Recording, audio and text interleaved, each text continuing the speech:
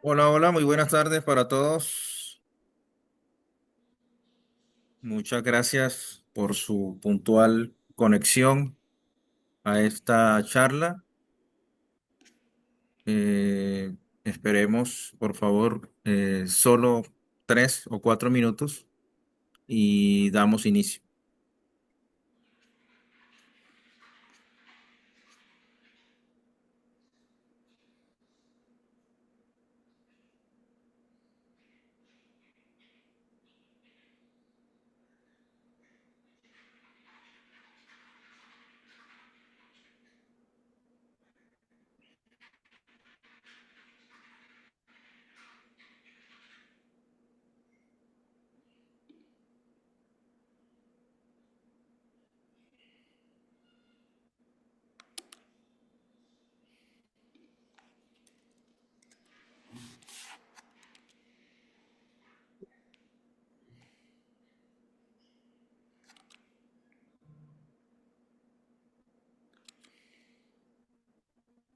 Buenas noches.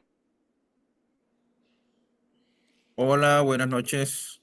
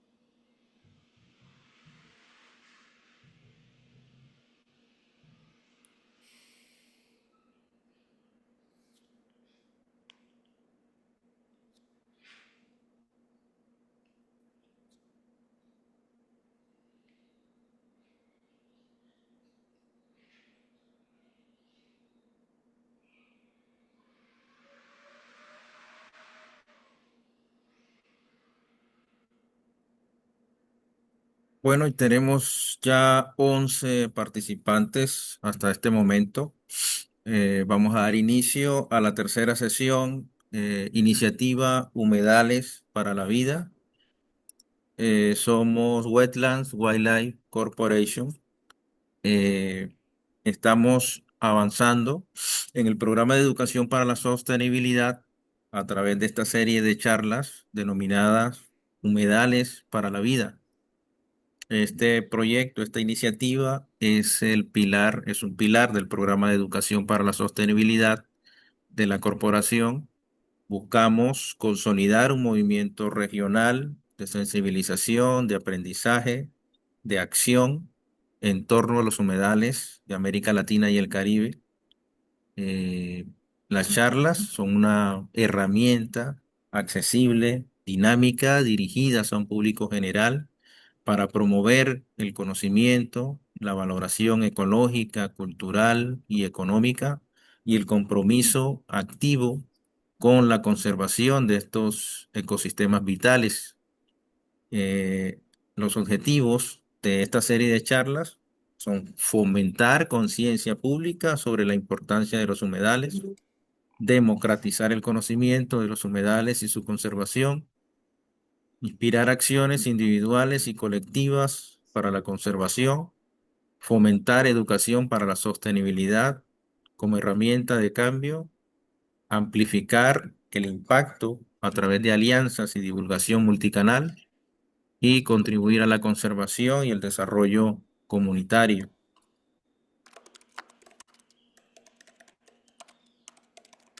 Damos gracias a Carlos Ruiz Guerra de la Asociación Calidris, amablemente ha aceptado compartirnos sus experiencias de varios años en la Asociación Calidris, en el estudio de las aves limícolas. Muy buenas noches, Carlos. La charla va a tener una duración de 50 minutos. Posteriores a esto, va a haber un espacio para preguntas, inquietudes, comentarios de todas las personas. Y bueno, sin más preámbulos, damos espacio para Carlos y damos inicio a esta tercera sesión de Humedales para la Vida. Buenas noches a todos. Muchas gracias, Antonio. Porfa, confirma que todos estén escuchando y viendo mi pantalla.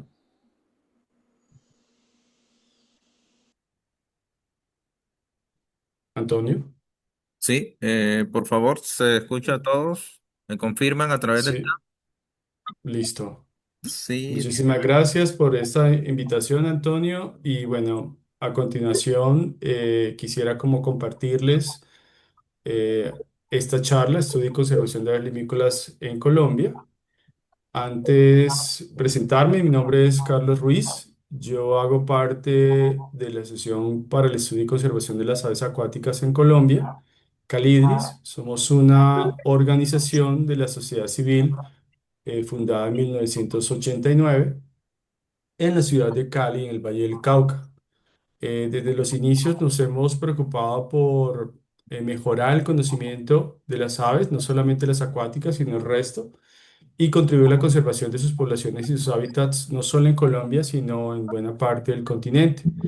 A partir de 2017, nos convertimos en el representante de BirdLife International en Colombia.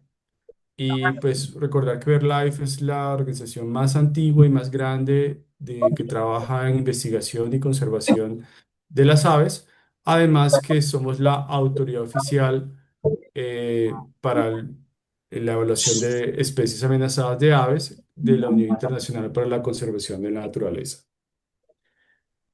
Pues quisiera esta noche contarles sobre este fascinante mundo de las aves limícolas. Es realmente para mí un grupo muy especial de aves, en el cual he encontrado no solamente un camino profesional el cual recorrer, sino que me ha permitido también conocer diferentes sitios y personas que comparten esta misma fascinación y espero que también la audiencia en algún momento me pueda también decir que están fascinados por estas aves tan espectaculares. Desde mi estudio de estas aves en las costas colombianas hasta las zonas de reproducción en el Ártico y más recientemente en la Orinoquía y en la Amazonía colombiana, pues he tenido la oportunidad de aprender y conocer y todavía quedan muchísimas preguntas sobre estas aves, pero quisiera comenzar con algo que es muy especial para mí y es que por muchos años consideraba que estas aves eran muy invisibles y ajenas a muchas expresiones culturales y a la misma historia de nuestro país, Colombia. Pero a juzgar por varias cosas, he empezado como a descubrir frases en familias, en personas, en el campo, en la ciudad, en las montañas, en las playas, que tienen mucha relación con las aves limícolas.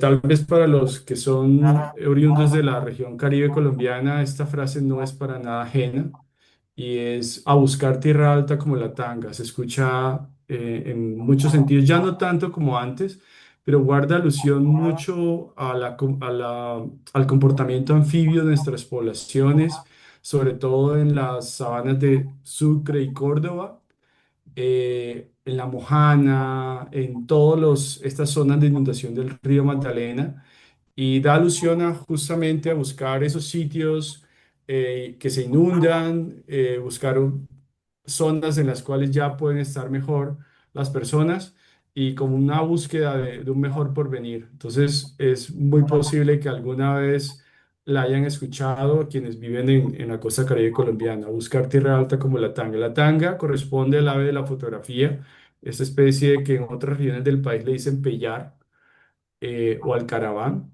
En el Caribe es un nombre tanga que no es tan ya usado mucho, pero hace alusión a la vocalización. Hace tanga, tanga, tanga. Es más o menos como de donde viene su nombre y cada vez se llama menos así, tanga. Pero si uno revisa el bestiario de la obra de García Márquez, de Gabriel García Márquez, seguramente va a encontrarse en diferentes expresiones literarias palabras muy utilizadas alusivas a las aves. Una de las, diría yo, preferidas de García Márquez es la palabra alcaraván, que hace alusión justamente, o que podría hacer alusión a dos especies, en el caso del galán, Esperorhinus bistriatus, o a la tanga. Aunque en el Caribe colombiano quizás, y en la obra de García Márquez está más hacia el Esperorhinus bistriatus. En alguna de sus aparte de las cosas que menciona García Márquez, el alcaraván da la hora porque sabe cuándo debe darla, no porque vea su sombra en el suelo. Y parece como que le encantaba esta palabra a García Márquez porque la vive utilizando al caraván. Probablemente lo de dar la hora está dado por esperoburrinos bistriatos que en muchos sitios del Caribe hace muchos años y aún en algunas zonas, otras zonas del país, las personas tenían un alcaraván o un galán en el caso del Caribe o un güerere en el caso de los llanos para como mascota pues alejaba a algunos otros animales o cuidaba o se comportaba como un perrito, pero adicional en la creencia popular es que vocaliza cada hora y por eso decía que da la hora. Adicional el güerere o alcaraván o como lo quisieran llamar de acuerdo con la región, es algo muy interesante que Alfredo Molano, refiriéndose al alcaraván, cuando le preguntaron cuál usted cree que puede ser la especie símbolo de la Comisión de la Verdad post proceso de paz en Colombia, él sin dudarlo señaló al alcaraván y justamente por ese comportamiento que tiene esta especie cuando hay un intruso, ya sea animal, ya sea una persona que llegue en medio de la noche a una finca, a un hato, a cualquier predio. Y para Alfredo Molano decía, el alcaraván es el cuidandero de la sabana, canta de noche, alza su vuelo al advertir el peligro, pero no huye, avisa. Entonces, realmente es un simbolismo bastante claro de lo que debe ser o lo que debió haber sido este proceso y pues muestra la fascinación que incluso para un periodista o para cualquier otra persona puede causar un ave como estas. Y la música no es ajena a cómo, y sobre todo en los llanos, a cómo acoger ciertos nombres, ciertos comportamientos. Y aquí justamente en una de las canciones más bonitas de la cultura llanera, que es A las aves de mi llano por Tirso Delgado, en su fragmento incluye tanto a Esperoburrinus bistriatus como a Vanellus chilensis en esta estrofa. Al güerere que madruga con su cántico de alerta, le acompaña el caraván con su cantar de retreta.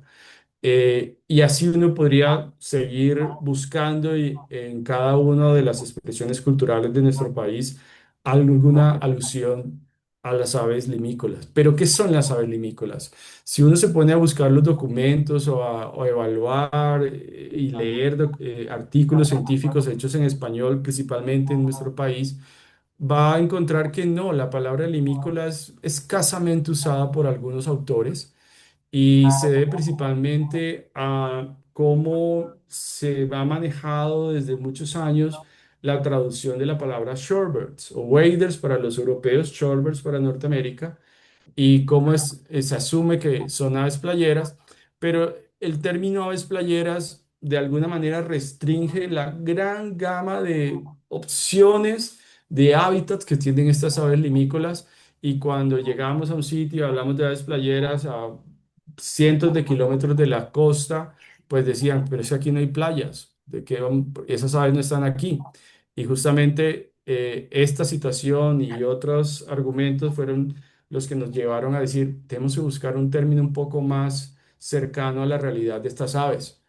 Y es que el término limícola viene relacionado con algo que tiene en común independiente de que se encuentre en la costa o en el interior del país, y es que estas aves están asociadas a ese sustrato inundado o húmedo en donde encuentran sus presas que principalmente son invertebrados. Estamos hablando del barro, del lodo o del limo. Y eso es una de las características comunes de estas especies. Adicional a todo esto, si nos vamos por cada una de las regiones, y aquí es importante promover el mayor uso de los nombres comunes. Nosotros como biólogos promovemos los nombres científicos. Ahora con todo este auge de la observación de aves, los nombres en otros idiomas, principalmente el inglés, pero no hay que caer en el desuso porque muestra una importancia de a lo que llamamos de cierta manera. Para el Pacífico colombiano, las palabras limícolas o playeras no son asociadas a estas aves, es más piuras, piuritas, chiritas, chirlitas, chirlos, chorlas, Chirlos. mientras que para el Caribe colombiano les mencionaba que las palabras tangas o tanguitas son mucho más asociadas a estas aves que están cerca de las orillas de los humedales o en la playa. En los Andes, la palabra tatasco y caica va asociada a las especies del género galínago. En la Amazonía, sin mencionar los vocablos de las lenguas indígenas, pues una de las que más nos llama la atención es la palabra pipiro, que suena muy bonito y hace alusión a la vocalización de Anarrhynchus colaris. En los llanos, pues es todavía muy común encontrar estos nombres, el terententén para hemantopus mexicanos, llama la plaga para los galínagos. En el Huila o el Tolima Grande, hay uno de los nombres más tiernos que es piragüitas. Esa piragua significa canoa y pues muestra como esa relación de estas aves con el agua. Es uno de los nombres más bonitos y más acertados de los que puedo encontrar. Pero en términos generales, cuando hablamos taxonómicamente de este grupo, estamos hablando de un grupo de aves, que son las aves limícolas, que pertenecen a dos subórdenes, Caradri y Limícoli, que hacen parte del orden Caradriformes. En Colombia, el suborden Caradri incluye las familias Burrínide, Recurvirrostide, Hematopodide y Caradride, mientras que el suborden Limícola incluye a Tinocóride, Jacánide y Escolopácide. Esta especie de la fotografía es el gallito de ciénaga, Jacana jacana, de la familia Jacánidae. Pero si nosotros se la mostramos a un pescador en Córdoba, no la va a llamar gallito de ciénaga, la va a llamar cheque. En fin, estas aves son aves acuáticas al fin y al cabo, pero no se limitan a estar únicamente cerca del agua. Las podemos encontrar en zonas áridas o las encontramos incluso en sabanas. Y difícilmente las vamos a poder asociar a un solo tipo de hábitat, aunque sean aves acuáticas. Algo que es importante señalar y parte de la fascinación que despiertan las aves limícolas es justamente que las aves limícolas presentan una alta fidelidad de sitio. Es decir, las podemos encontrar año tras año en un mismo sitio, ya sea porque este sitio representa un área de reproducción o es un sitio de parada durante su migración o es simplemente el sitio de invernada si estamos hablando de aves limícolas migratorias. Pero es algo muy propio del grupo de aves limícolas. Podemos decir que los invertebrados, llámese insectos, arácnidos, anélidos, moluscos, son el principal componente de la dieta de las aves limícolas, pero es cierto que también pueden comer otros elementos como semillas o incluso vertebrados pequeños como peces, reptiles y anfibios. Y eso lleva a que algunas las podemos considerar invertebradoras, pero también las podemos llamar omnívoras. Una de las características principales también es su forma de anidar. Al menos la mayoría de las especies de aves limícolas residentes o que se reproducen en nuestro país anidan en el suelo. Algunos casos es realmente un nido o una organización de material vegetal y en otros casos simplemente una excavación en la arena. Eso los hace también bastante especiales porque son muy propensos a la perturbación y a que sus nidos sean pisados o depredados de una manera muy fácil. En términos generales, estas aves presentan una baja tasa reproductiva y una alta supervivencia de los adultos que viven por varios años, lo que los hace mucho más sensibles o vulnerables a factores que incrementan su mortalidad. De todas maneras, la mayoría de estas aves limícolas prefiere usar áreas abiertas a usar áreas cerradas. Hay algunas excepciones. En nuestro país algunas se atreven o llegan cercanas al borde del bosque andino. Algunas incluso están muy cerca del manglar en ciertos momentos del día o en ciertos momentos del año. Pero en la mayoría de los casos prefieren áreas abiertas o semiabiertas y los árboles representan, pues en algunos casos, que la visibilidad se pierda ante la presencia de los depredadores. Por eso, especialmente rapaces, por eso las vamos a encontrar congregadas en áreas mucho más abiertas. Algo muy importante que señalar es que estas aves limícolas, sus polluelos son nidífugos, precociales y tilopédicos, perdón. Y lo que sucede es que cuando salen de los huevos, unos minutos después ya los podemos ver incluso con los ojos abiertos y unas horas después caminando. Su cuerpo ya está cubierto por plumones y en algunas horas y días lo vamos a poder ver ya caminando con sus parentales, con sus padres. Y algunas especies pueden hacer colonias, pero la mayoría de los casos de las aves que tenemos en Colombia residentes son eh, nidos muy individuales, muy sueltos unos de otros, con territorios establecidos. Los sistemas de apareamiento son variados. Hay desde que un macho con varias hembras, como es la poliginia, o hay monogamia, pero al que es mucho más preponderante en la mayoría de las especies que tenemos en el país es la poliandria, es decir, una hembra con varios machos. En términos generales, tenemos que en nuestro país la distribución de las aves limícolas va desde el océano, porque hay aguas que las encontramos hay aves limícolas que las encontramos en las aguas territoriales, hasta humedales soltandinos y páramos a más de 4.700 metros. En términos generales, pueden preferir áreas abiertas, pero no solamente de espacios rurales, sino también los podemos encontrar en espacios urbanos. Es muy común ya en la mayoría de las ciudades grandes del país encontrar el alcaraván o Vanellus chilensis, sotanga o pellar, como lo quieran llamar, en ciudades como Bogotá, en canchas de fútbol, en campos de golf. En general, es una ave ya que hace parte de la avifauna urbana de varios sitios del país. Bueno, pero ¿cuáles son las aves limícolas? En Colombia tenemos 54 especies, pertenecientes a 7 familias del orden Caradriformes.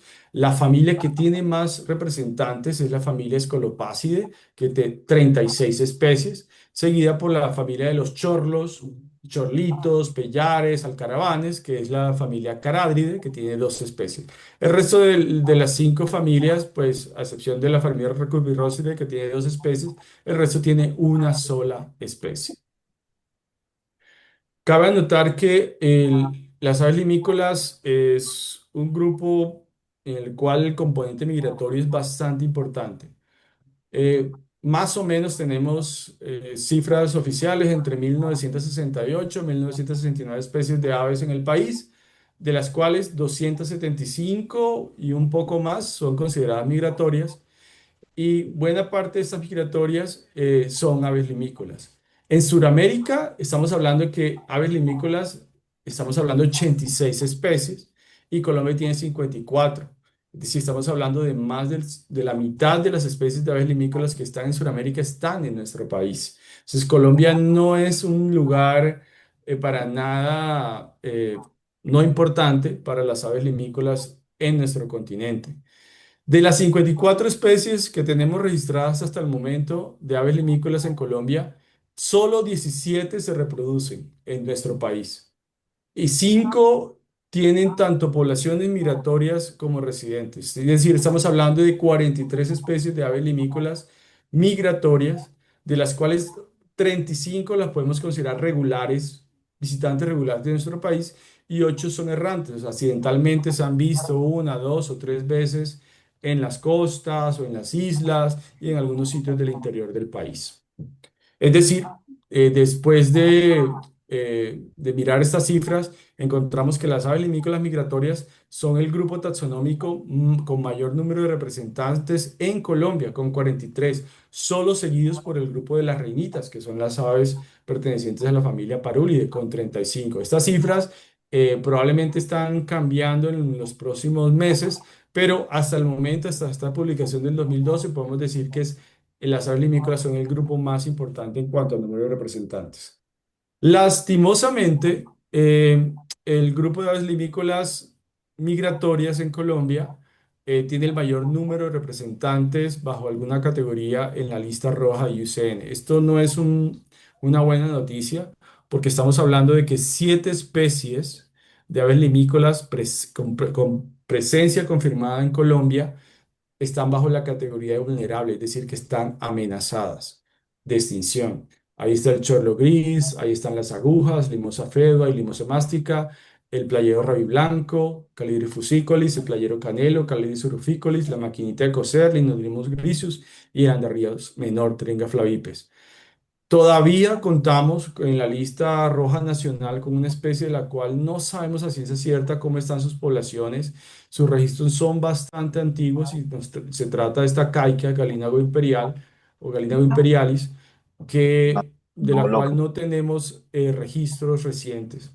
Un poquitico, ¿sí? Adicional, ¿Quién? ¿sí? ¿Alguien está hablando? Ah, hasta la casa y no lo cargaste. ¿O sí? Creo que deben poner en mute sus micrófonos, por favor.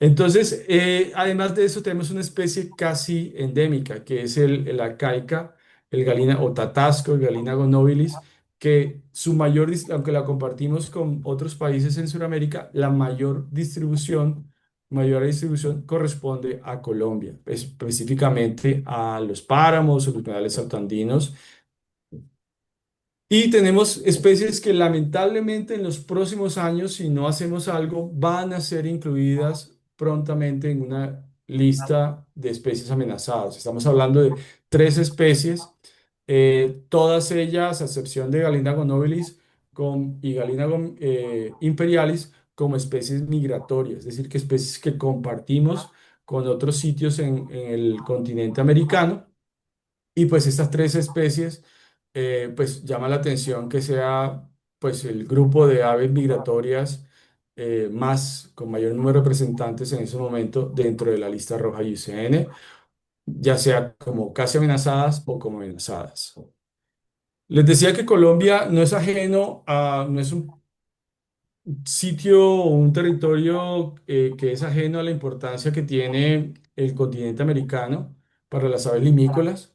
En Colombia, de acuerdo con varios estudios que hemos realizado, hemos encontrado que varios sitios pueden acoger más del 1% de las poblaciones mundiales o globales de varias especies de aves limícolas, lo que se convierte automáticamente como un criterio para poder designar áreas importantes para la conservación de las aves y la diversidad ICAS o Kiwi o Kiwi Diversity Areas también. Entonces, es el caso del playero canelo, Calidris suruficolis, que sus regiones importantes son la Orinoquía y la Amazonía, donde podemos ya encontrar más del 1% de su población global. Numenio faopus en varias zonas del Pacífico, Anarrhynchus nivosus en el Caribe, el chorlito piquigrueso, Anarrhynchus wilsonia, tanto en el Pacífico como en el Caribe, el tatasco en varias zonas de los Andes, la maquinita de coser en ambas costas de Colombia. Y de hecho, ya en Colombia contamos con un reconocimiento internacional a dos sitios por albergar ese porcentaje significativo de una población de una especie de ave limícola en el hemisferio occidental. Estos sitios son designados para que pertenezcan a una red de sitios que se llama Red Hemisférica de Reservas para Playeras, RAP, o WISER por sus siglas en inglés. Y estos sitios, el primero fue designado en el 2009 y corresponde al delta del río Escuandé en la costa nariñense o bocana del río Escuandé. Este sitio es el sitio que congrega mayor cantidad de individuos de aves limícolas en Colombia hasta la fecha.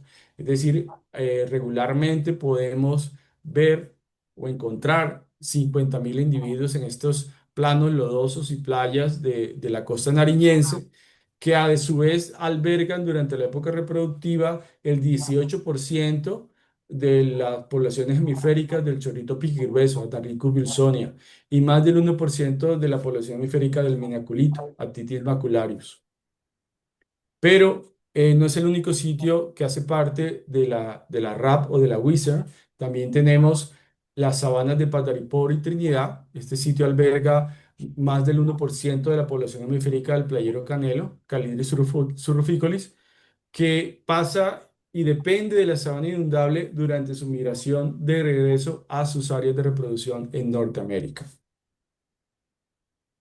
Bueno, y debido a esa gran cantidad de preocupación que ha suscitado estas aves, pues las personas y las instituciones y organizaciones interesadas en conocer más qué se debe hacer con un recurso compartido a lo largo de nuestro hemisferio occidental, hemos acogido una manera de simplificar algo tan complejo como es la migración y es los corredores de migración, o su traducción en inglés es flyway.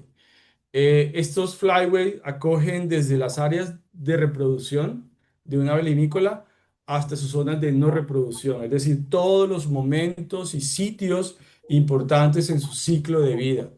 Y van señalando las acciones que se pueden acordar entre diferentes sitios. Tal vez Colombia es importante para la migración de algunas especies, pero también es importante para la reproducción de otras, y así sucesivamente. Esto ha llevado a que se diseñen tres estrategias basadas en tres corredores de migración. El primero es el Pacífico o Pacific Shorebird Conservation Initiative, que acoge todo el Pacífico de América. Está el Atlantic Flyway, que acoge todo el Atlántico, incluyendo el Mar Caribe de América. Y está el Midcontinental, que es las áreas dentro del continente que no están bajo la influencia de la marea. Colombia es el único país en Sudamérica que es acogido por las tres estrategias. Nuestro Pacífico tiene el Flyway del Pacífico y tiene la estrategia del Pacífico. El Caribe colombiano y San Andrés Islas, incluidas allí, tiene la parte litoral de nuestra región Caribe, incluido bajo el Atlantic Flyway Shorebird o el Corredor del Atlántico, y está el Corredor Midcontinental, que es el más recientemente publicado y elaborado. De esto hemos hecho parte una gran cantidad de personas interesadas y fascinadas por las aves limícolas en el continente, y lo que hemos hecho es priorizar, buscar cuáles, dónde, cómo y quién son los encargados de liderar acciones de conservación. Eso también nos llevó a que en Colombia empezáramos, basándonos en estas estrategias, a identificar cuáles son los sitios o cuáles son las localidades por regiones que pueden ser importantes para las aves limícolas. Cabe anotar que a diferencia de otras formas de priorización de especies, para las aves limícolas la presencia no es la única elemento en el cual basarnos. Necesitamos basarnos en tamaños poblacionales principalmente. Entonces, como les mencionaba antes, el criterio de más del 1% de la población continental o de la población global es uno de los principales elementos y es por eso que van a ver este mapa de la región Caribe, donde se muestra el color naranja como los sitios clave y el color gris como los sitios donde todavía nos faltan muchos datos e información para decir si realmente son sitios clave. Entonces, hasta el momento, con lo que tenemos, hemos identificado tres sitios clave en el Caribe colombiano. Una es una ICA que incluye dos áreas protegidas, que es la ICA Complejo de Humedales Costeros de La Guajira, es toda la zona costera de La Guajira, que es importante para muchas especies de aves, no solamente acuáticas, sino también terrestres, pero en particular es área de anidación de varias especies de aves limícolas y puede albergar y alberga, perdón, más del 1% de Anarrhynchus nivosus, que es el chorlito nival. Es decir, si algo sucede en la Guajira colombiana, pues estamos afectando al menos el 1% de la población global de una especie, sin mencionar todas las opciones de amenazas que podemos tener para otras especies de aves limícolas. Adicional a eso, tenemos en el Magdalena, en el departamento de Magdalena, que hay congregaciones importantes que hemos detectado para especies de aves limícolas, principalmente en el Vía Parque Isla de Salamanca y en algunas zonas de Ciénaga Grande Santa Marta, todo cobijado bajo la figura del sitio Ramsar, sistema del Taikostorina del río Magdalena, Ciénaga Grande Santa Marta. Históricamente ha sido una zona importante, no solamente para las aves limícolas, sino para otras especies. Y otra zona que es un área de anidación de Anarrhynchus wilsonia, Cinnamominus, y además de eso congrega porcentajes significativos de esta especie es la KBA o Key Biodiversity Area Bajo Sinú, que incluye dos AICA, que es la AICA de la zona del Taikosaurio del río Sinú y el AICA del Bajo Sinú.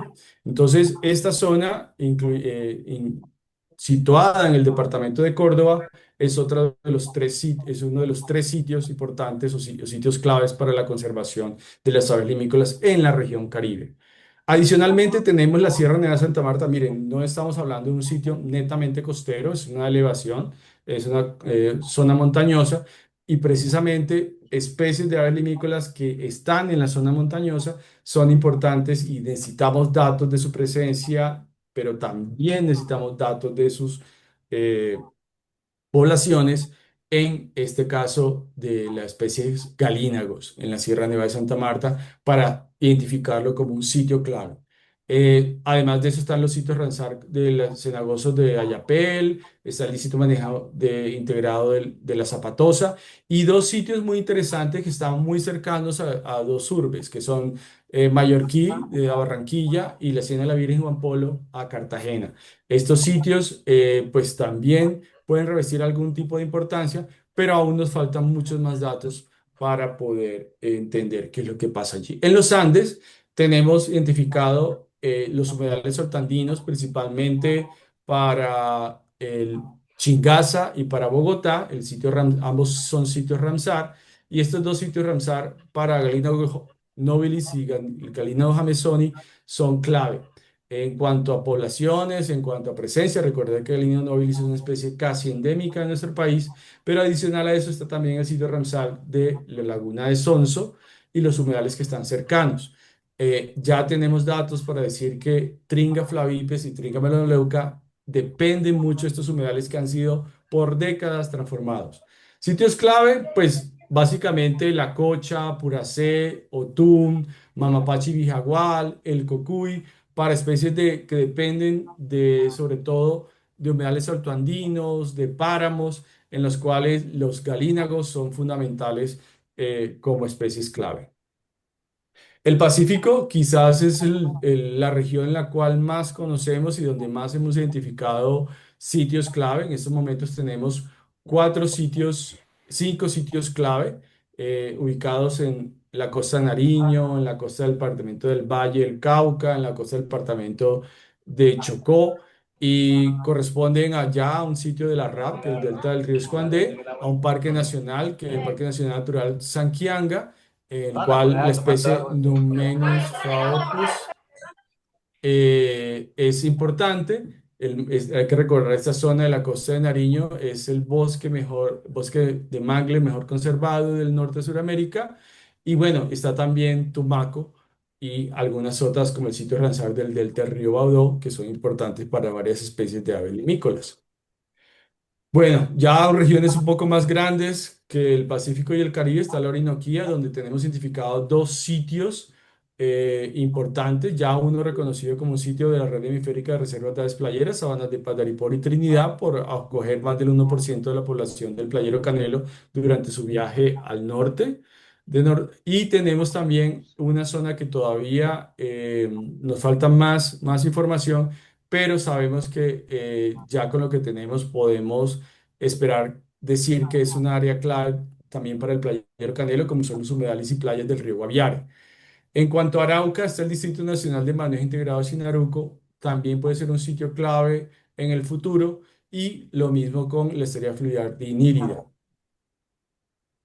Pues la región amazónica, la región más grande de nuestro país, pues nos falta mucho por recorrer, mucho de dónde sacar, pero nuestra hipótesis que cada vez empieza a tener forma es que la región amazónica y especialmente el río Amazonas y sus afluentes en el trapecio amazónico son claves en la época de aguas bajas, donde hay una gran cantidad de playas disponibles para la migración de otoño, la migración de las aves limícolas que vienen de Norteamérica hacia más al sur del continente. Hay una parada que es casi como fija, que es justamente en este sitio Ramsar Complejo Humedales de Lagos de Tarapoto para especies como el playero canelo, para el playero pectoral, para otras especies como el rabí blanco, en fin, pero eso justamente estamos tratando de conocer mucho más.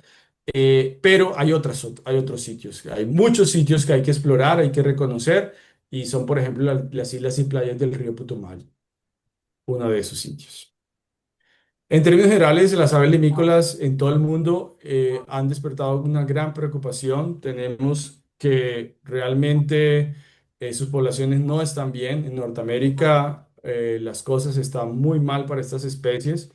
¿Y por qué? Porque son un grupo tan susceptible, porque son un grupo tan vulnerable, y básicamente se resume en que la mayoría son migratorias, es decir, dependen de varios países, su futuro depende de varios sitios y de varias acciones en una gran cadena de sitios. Son gregarias, se agrupan muchos individuos o un porcentaje significativo de sus poblaciones en pocos sitios. La reproducción, 3 a 4 huevos, un bajo potencial reproductivo. Sus poblaciones, generalmente estamos hablando, cuando yo les hablo del 1%, no creen que estoy hablando de miles de individuos. En muchos casos estoy hablando de cientos de individuos. Entonces realmente son poblaciones muy pequeñas, y entre más sea amplia su distribución, mayor va a ser la vulnerabilidad a un sinnúmero de amenazas. Justamente en un ejercicio que hemos hecho en varios sitios del país, en el Caribe, en la Amazonía, en Cali, en Bogotá, hemos tratado con la información que contamos en la actualidad de evaluar por regiones cómo están las amenazas de estas especies de aves limícolas en Colombia. Falta mucha información, falta mucho, pero con lo que tenemos, vemos que, por ejemplo, en buena parte de los Andes, el desarrollo comercial y residencial, la urbanización, el relleno de humedales, la desecación de los humedales, es una de las amenazas más con mayor valoración, es muy alta. El cambio climático obviamente afecta a estas especies de aves limícolas.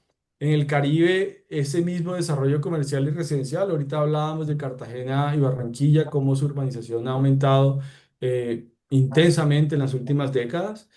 Y mientras que contrasta con el resto de regiones como la Orinoquía, la Amazonía y el Pacífico, donde la urbanización no es importante, pero el cambio climático empieza a ser como de las preocupaciones mayores.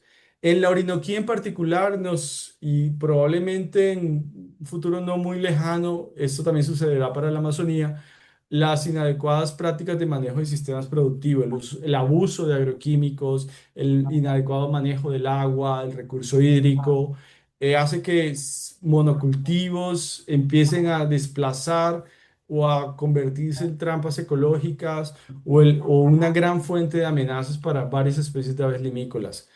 En general, en términos generales, la Amazonía no tiene una valoración de amenazas muy altas, pero esto obedece al gran desconocimiento que tenemos de la región, al gran desconocimiento que tenemos estas aves en la región.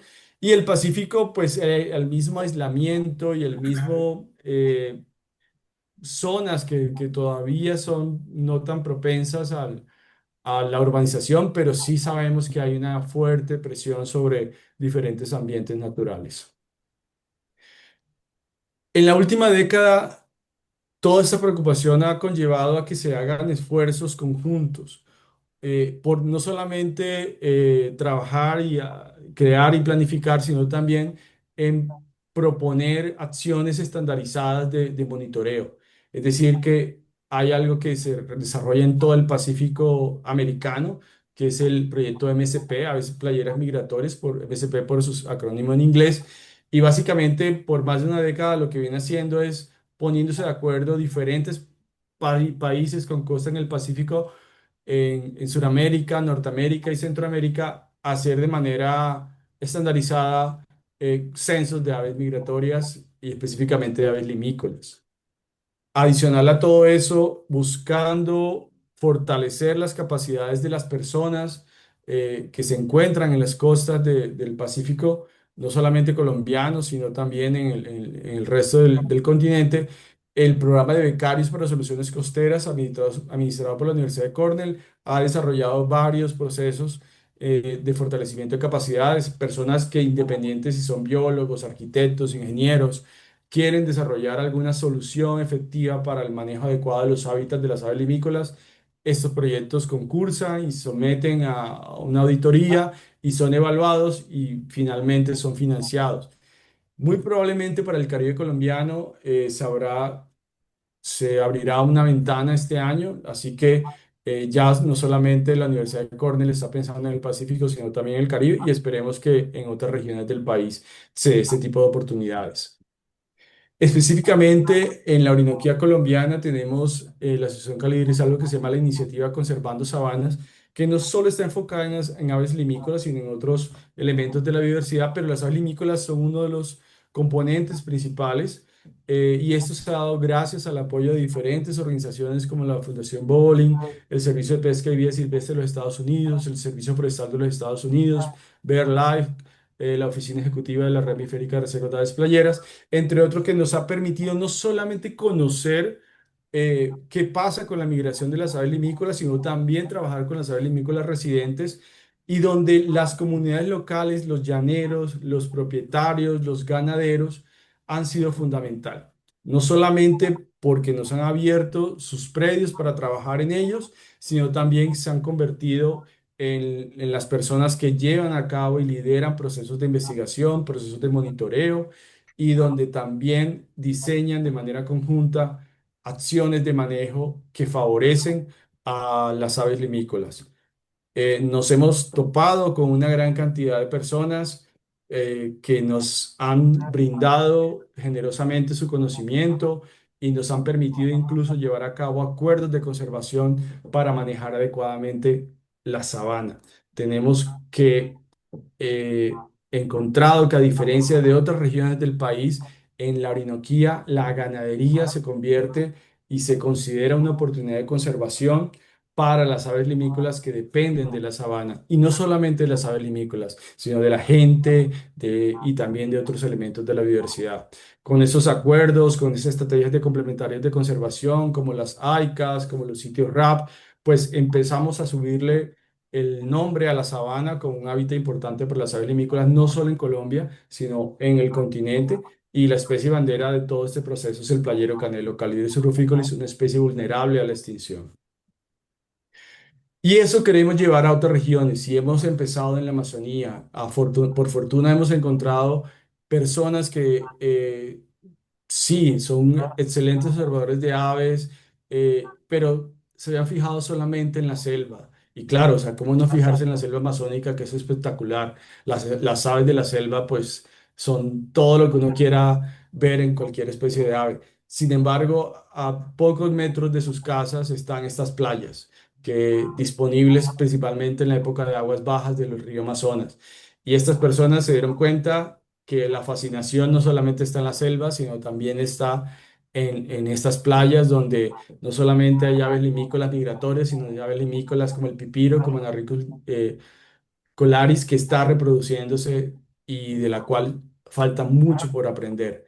Entonces, por fortuna, hemos encontrado esos socios, hemos encontrado esas personas que están muy interesadas no solamente en aprender de las aves limícolas de sus playas, sino también en ver cómo podemos encontrar soluciones juntos para el deterioro de los hábitats de las aves limícolas.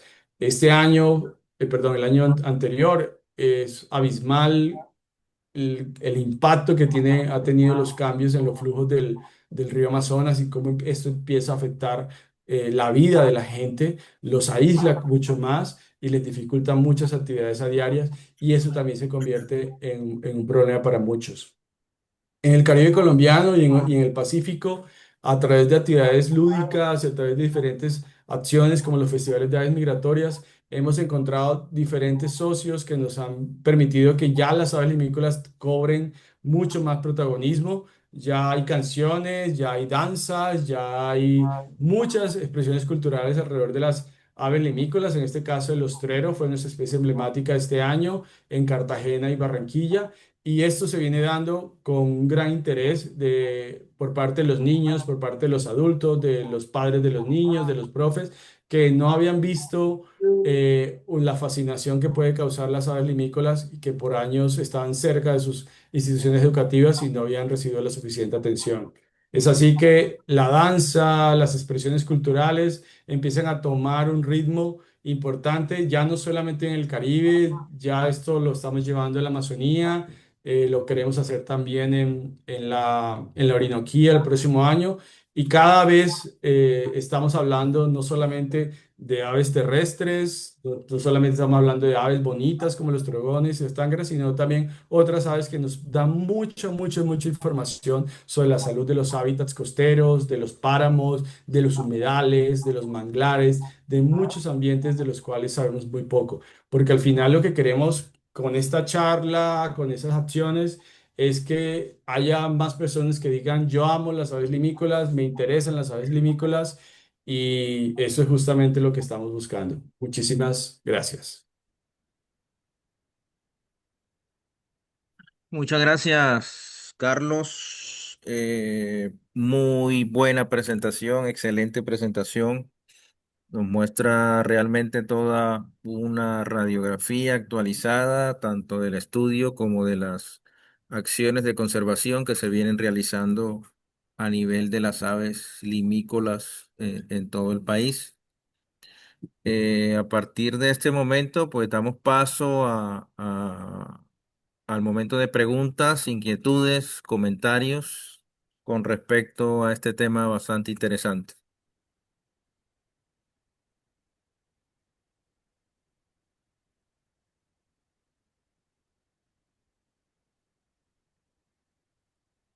Tal vez, Antonio, recordar que vamos a tener la grabación de esta charla, ¿cierto? ¿Y dónde la podemos encontrar, al caso la queramos ver otra vez Sí, o vamos compartir? a publicar la grabación de esta charla a través de Wetlands Corp, el Facebook de Wetlands Corp.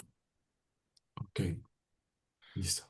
Ahí les voy a dejar la notica en el chat.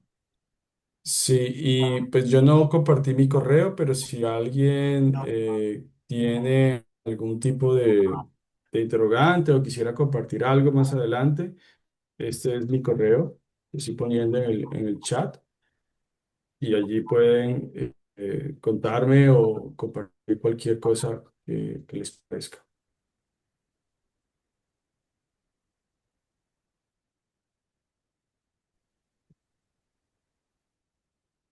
Dale, muchas gracias. Bueno, yo tengo una pequeña inquietud con respecto al mapa que mostrabas de sitios potenciales. para las limícolas con respecto a la Sierra Nevada de Santa Marta. Se esperaría que por ser un sistema montañoso no habrían mucho interés, así, digamos, a diferencia de todos los planos inundables y humedales de las zonas bajas en Colombia. ¿Por qué lo está, digamos, dentro de las posibilidades, ¿no? De estudiar y de potencializar esas áreas montañosas?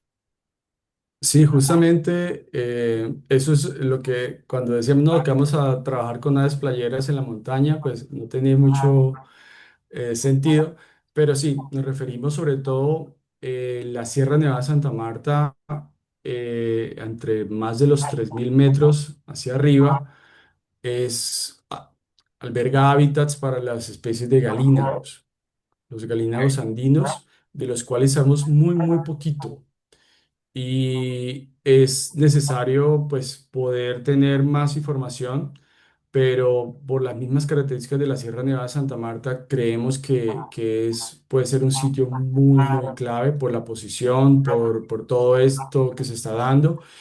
Y lamentablemente tenemos muy poquitos registros de galínagos, son especies difíciles de identificar, son especies difíciles de encontrar y creemos que sus números están muy subestimados y sus registros son subestimados. Si uno utiliza la plataforma eBird, que es la que más usuarios tiene para compartir sus registros de aves, pues vamos a encontrar, si exploramos los galínagos y específicamente en la Sierra Nevada de Santa Marta, va a ser muy poquito lo que encontramos.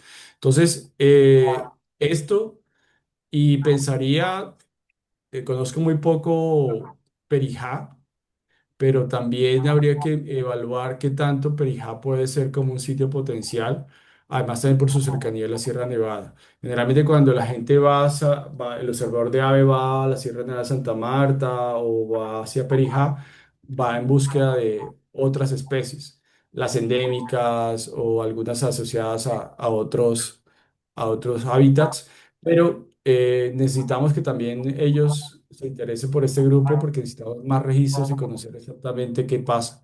Estos galínagos, cuando justamente en estos meses hacen en tanto los de zonas bajas como los de zonas altas, hacen un despliegue, hacen un sonido y es más fácil encontrarlas ahorita entre mayo, junio y julio que en otros meses del año. Entonces, necesitamos ir a pajarear a la Sierra Nevada de Santa Marta y a Perijá mucho más frecuentemente, no solamente mirando las aves bonitas del bosque, sino también las que están en otros sitios.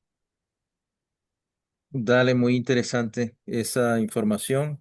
Eh, Ustedes han recorrido todo Colombia y han establecido algunas acciones de manejo específicas para ciertas especies, han apoyado procesos de declaratoria de varias áreas. Bueno, la pregunta que voy a hacer es como cualquier ciudadano del común, dada la oleada proyectada de obras civiles que se vienen en el Caribe colombiano y sobre todo en tierras bajas. Hablo de doble calzada Ciénega Barranquilla y otro tipo de obras de infraestructura. Ustedes que han participado tal vez de esas mesas de discusión, ¿hasta qué punto estas eh, acciones de ordenamiento del territorio, declaratorias, iniciativas de conservación, pesan frente a esas decisiones? ¿Hasta qué punto se Eh, le presta atención pues a ese tipo de cosas? Mucha, mucha, y la cosa es que la ciudadanía tiene que también conocer que, por ejemplo, la figura de área importante para la conservación de las aves es una estrategia complementaria de conservación reconocida por la normatividad colombiana. Eso casi siempre no se considera y la importancia de eso es que le dan poder también al ciudadano para evaluar, auditar y hacer respetar la ley. Las autoridades ambientales también de conocer y saber cuáles pueden ser los alcances de sus obras En Colombia tenemos un caso en particular en la Orinoquía, en el cual una obra de infraestructura fue detenida gracias a que varias instituciones nos unimos y le demostramos a a la organización, a la institución encargada de esta obra, que sus obras estaban bajo, o su polígono estaba incluyendo un AICA y todas las implicaciones que eso se hace. Entonces, aquí se necesita como mucho el interés de las instituciones de trabajar juntos, de aprovechar estas herramientas, porque además las AICAs, las KBA, los sitios RAP, le dan un reconocimiento que va más allá de las fronteras nacionales. No solamente en Colombia, sino en otros sitios ya se ve estas designaciones con bastante cuidado y el momento de que en el Caribe colombiano haya esa preocupación, pues no es detener y decir que paren porque sí, porque es una obra, no, hay que mirar realmente qué implicaciones tiene para la diversidad, qué acciones se pueden hacer para mitigar y si aún haciendo una serie de acciones de mitigación o de adaptación o de mejoramiento, no hay una reducción del impacto, se habla entonces de parar y llamar a la comunidad internacional pidiendo apoyo. Pero todo se tiene que basar en argumentos científicos, en algo que, digamos, más allá de ambientalismo, sino de realmente esto es un problema, porque pues no necesariamente todas las obras de infraestructura tienen que ser un inconveniente para la diversidad. Entonces hay que documentarse como ciudadanos y ver realmente qué es lo que sucede y aprovechar las herramientas que ya existen para poder conocer y evaluar si realmente esto estamos hablando de una intervención que va a acabar con un elemento específico de la biodiversidad. Ok, muchísimas gracias. Bueno, si no tenemos más preguntas, inquietudes, comentarios, Muy don. buenas noches. Buenas noches. Buenas noches. Un placer presentarme, Jader Díaz. Soy biólogo y docente. Ante todo, muchas gracias al señor Antonio, al señor Carlos por la participación. Como persona de la región, he visto con preocupación cómo en la Ciénaga Grande de Santa Marta, hace mucho tiempo atrás, se presentaba una gran cantidad de aves migratorias y dentro de ellas, lo más importante, las vinícolas.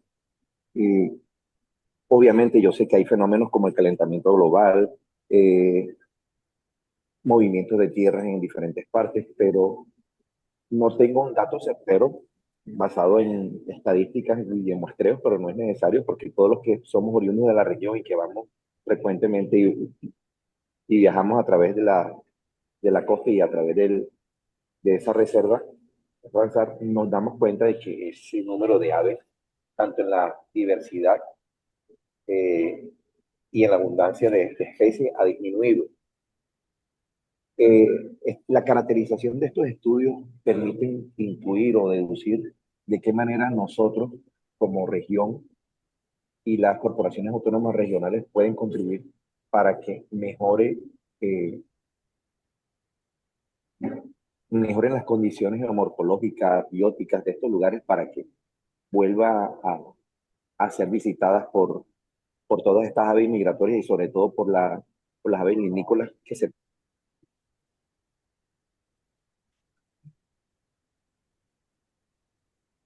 Sí, me escucharon.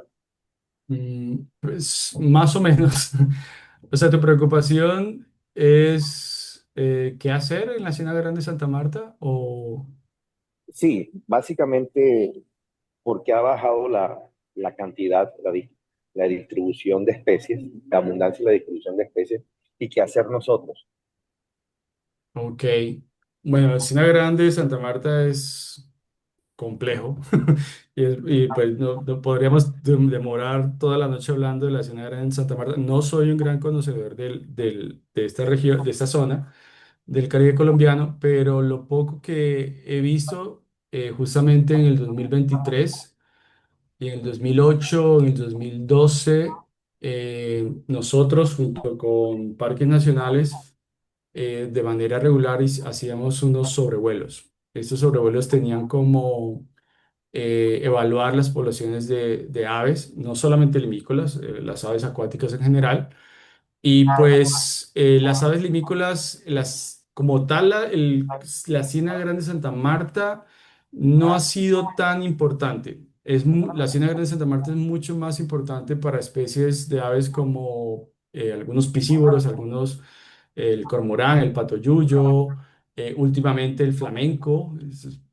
Adicional a todo esto, muchas otras especies de patos y sobre todo el pátula discor, el barraquete, pato canadiense, en fin, la mayor congregación de aves acuáticas en el Caribe colombiano está allí, todavía. Actualmente es el sitio con mayor congregación de espátula discor en Colombia. Todavía es una de las zonas más importantes para Nanopterum brasilianum en Colombia. Es una de las colonias reproductivas más grandes del país. Y esto se debe principalmente a que pues todavía conserva un área de manglar, la parte sur de la Ciénaga Grande el complejo lagunar de Ciénaga Grande Santa Marta todavía alberga una gran cantidad de especies. Y hay que recordar que hay dos áreas protegidas en lo que es el complejo y lo que es el sitio Ramsar como tal. Entonces ha habido esfuerzos, ha habido muchas cosas buenas, pero no hay que negar que estamos hablando de una decadencia que viene desde los 70. O sea, después de la construcción de la vía que comunica Barranquilla con Ciénaga, la gran cantidad de muerte de manglar, y eso sin duda ha traído consecuencias lo que nos dicen es que la Ciénaga Grande de Santa Marta no va a ser lo que era antes del 77. Así de sencillo. O sea, hoy estamos bajo un sitio con unas condiciones muy diferentes. Ahora importante para unas especies, tal vez antes del 77 era mucho más importante para otras, pero el deterioro está allí y va a seguir siendo. Además, porque no es solamente un deterioro para la diversidad, sino cuántas comunidades, cuántas personas dependen y viven de la Ciénaga Grande de Santa Marta, son bastantes. Pero la Ciénaga Grande de Santa Marta es también no es solamente la consecuencia de lo que pasa en la Ciénaga Grande de Santa Marta, sino lo que pasa en la Sierra Nevada de Santa Marta, todos los ríos que alimentan la Sierra Nevada. Y además de eso, todo lo que pasa en el río Magdalena. La pobre Ciénaga Grande de Santa Marta es la consecuencia de los inadecuados manejos no solamente en el Magdalena, sino en el Atlántico, en Cundinamarca, en Caldas, en todos los departamentos que recorre el río Magdalena. Entonces, realmente es la pobre Ciénaga Grande Santa Marta, el manejo, si no hay una política nacional de protección de los humedales y adecuado manejo de los humedales, pues va a seguir haciendo eso, porque aunque se hagan esfuerzos aquí en la Ciénaga por parte del Magdalena, o por parte de las áreas protegidas o por parte de la ciudadanía, va a seguir dependiendo de lo que pase en el resto del país. O sea, hay que tener una mirada un poco más general de los problemas ambientales, porque no sucede o las consecuencias no se dan únicamente en el sitio, sino todo lo que nuestro país está arrojando el río Magdalena, todo lo que está haciendo el río Magdalena, lo sufre la Ciénaga y todas las ciénagas que quieran verse alrededor del río Magdalena. Entonces, el ciudadano de Magdalena debe importarle tanto como al ciudadano de Cundinamarca o al ciudadano del Huila o al ciudadano del Tolima la Ciénaga Grande de Santa Marta. Si no logramos eso, no, la ciénaga va a seguir deteriorando, va a seguir siendo lo que no va a llegar a ser ni siquiera lo que alguna vez fue en los 80 y todo lo que pase en la Sierra Nevada de Santa Marta también le va a afectar. Entonces, soluciones más generales, soluciones más de país que soluciones departamentales, municipales o de una organización o de una institución como Parques Nacionales que tienen una gran responsabilidad tratando de solucionar problemas que le vienen de afuera. Pero podemos seguir hablando de la Ciénaga Grande de Santa Marta por otro lado, pero es realmente muy, muy complejo. Sí, realmente es bastante complejo. Yo creo que el tema Ciénaga Grande daría específicamente como para un conversatorio específico de su Sí, problemática y desde la lupa de las aves, que son las que por estar ubicadas en la parte alta de la cadena trófica reciben todos los impactos Pero sí, realmente entiendo la preocupación del profesor Hader. Es una visión que le he escuchado en los últimos años y que la he percibido cada vez que uno pasa por esa vía, en Ujú. diferentes puntos, en diferentes kilómetros, se percibía esa cantidad de individuos, de aves limícolas, garzas y de diferentes especies. Actualmente no se ve esa gran cantidad en ninguna época, ni en la época Ujú. migratoria, ni en época de aguas altas, ni aguas bajas. Y sucede que a pesar de los ingentes esfuerzos que se ha hecho a través de parques, a través de universidades, Corpamac, Invermar, algo del ministerio, pues no se ha hecho un monitoreo así estricto, regular, de largo plazo, que nos diga más cosas y que nos ayude a mirar directrices y decisiones con respecto al tema. Y es lo que mencionaba, necesitamos tener argumentos sólidos de conocimiento, de investigación, para poder llegar a plantear medidas de manejo en torno a ciertos temas. Sí, de todas maneras es un sitio bastante estudiado, ¿no? Sí, es un sitio comparado con otros sitios en Colombia. Sabemos un poquito más de la Ciénaga Grande de Santa Marta que otros humedales en Colombia. Por fortuna ha habido, pues hay varias instituciones allí, está en BEMAR también, están parques nacionales. Algunos están haciendo monitoreos no solamente de especies de aves, sino también están haciendo cosas con la calidad del agua, con los peces. Entonces, hay una gran cantidad de información. Lo que tenemos es que ver como ciudadanos cómo esa información se vuelve útil para acciones de manejo, para que nuestras autoridades también nos ayuden a cuidar la ciénaga, pero repito, la ciénaga no es un compromiso de un solo departamento o un solo municipio, es nacional, debe ser nacional. Ah, y algo que olvidaba hace poco precisamente en uno de los informes de BirdLife, el declive poblacional mundial de todas las aves, ¿no? Es una tendencia mundial también. Es decir, ya no existen factores locales, sino que hay circunstancias del nivel mundial que están contribuyendo a ese declive. Lo Sí, que agrava, vuelve más compleja la situación.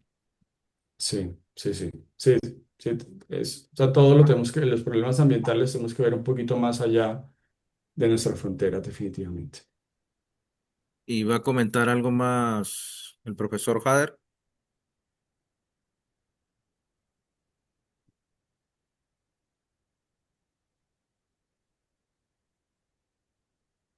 Bueno, si no hay más preguntas, comentarios, damos finalización a esta tercera sesión. Que ofrecen empresas, entidades privadas, públicas, que manejan esta información, Ok. los censos que se han hecho de aves, los estudios de suelos, los estudios de calidad de agua, el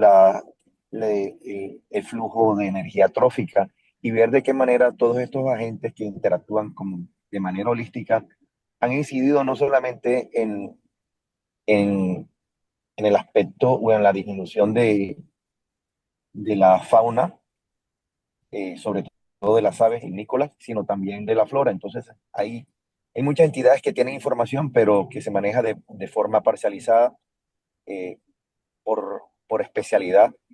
Es complejo unificarla porque implica muchos esfuerzos, una visión holística interdisciplinar que organice, que priorice los estudios en el orden de importancia y jerarquice los impactos que se dan, pero podría ser una pauta o una estrategia que dé sus primeros pininos para poder entender qué está pasando, no solamente en este sistema, sino en muchos sistemas a nivel mundial.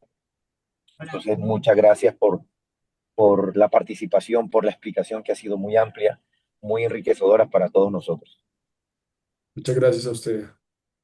Dale, muchísimas gracias a todos los participantes, a nuestro conferencista Carlos Ruiz, y nos vemos en la próxima sesión sobre el Golfo de Urabá, el próximo 20, bueno, ya les estaré avisando, es el último jueves del mes de julio una temática muy interesante sobre un tema climático en el Golfo de Urabá. Ya les estaremos informando a tiempo. Muchas gracias, Antonio. Muchas gracias a todos por su Muchísimas atención. Que estén gracias a bien. todos. Buenas noches. Saludos.